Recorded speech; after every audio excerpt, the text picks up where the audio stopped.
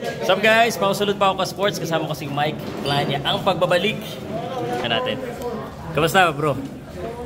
Ayos lang, buhay pa rin. Buhay pa rin. Magic Plania is back. May labang ka bukas. Sinong kalaban mo? Si Daniel Nicolas. Oh. Kamusta naman timbang niya? Ano ba yung official na weight? Ano yun eh, ano lang, labanan namin malaki-laki ngayon. Biglaan kasi yung laban namin. Ano masabi mo sa kalaban mo? Good luck sa atin nila bukas, idol. Tayo. Siyempre, kailangan ko tanongin lang, prediction sa laban mo. Ano sa tingin mo mangyayari bukas? Hindi ko alam. Tingnan natin bukas. Ano prediction natin?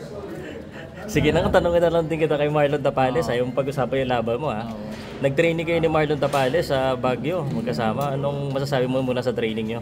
110% na kondisyon na si Champ.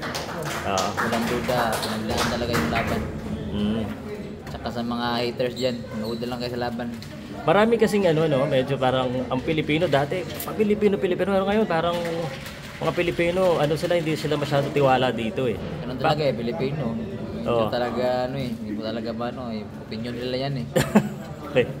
Alam mo, syempre pag tinanong kita, sabi mo Marlon Tapales mananalo. Pero sa iyong expert opinion, ano ba ang pwedeng estilo or strategy para talunin ng isang monster? Sa nakita ko ngayon kay Marlon, para sa akin, siyempre ayokong magsalita muna kasi big fight yun eh. Para sa akin, nakita ko kay Marlon, wala na akong masabi sa kondisyon, lahat meron na siya. Laban na lang talaga yung nintay. Ang pagkana natin, pati ako na-excite. Na-excite ka? Laban na lang talaga. Okay.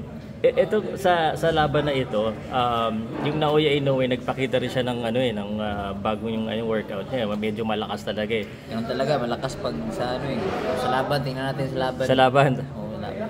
Gano'n ka-importante ba yung suporta ng ng mga Pilipino, lalo na pagdihado yung bata natin para sa iyo? Para sa akin, si Marlon wala na yung pakialam sa mga bash na yan sa mga kasi hindi nila nakakatulong yan. Para sa kanyang laban na importante na manalo. Pero ikaw kasi nakaranas ka rin ng mga ganito eh. Anong ginagawa ba ng boxer pag sabi nga sa akin ni Marlon, hayaan na yan kasi wala na yung kwenta eh. Hindi kasira na yan, hindi makapag-focus. Kasi kahit matalo, may sasabihin din naman eh. Ganun talaga yan eh. Pero anong prediction mo? Sa tingin mo? Siyempre, manalo si Marlon. Decision knockout sa tingin mo? Bonus na lang yung knockout, sabi nga natin. Knockout. Ako, knockout ako eh. Kasi pag natalo yan, kalbo ko eh. Sige, ikaw, imbitahan mo sila at supportan si Marlon tsaka yung ikaw, ilaban mo.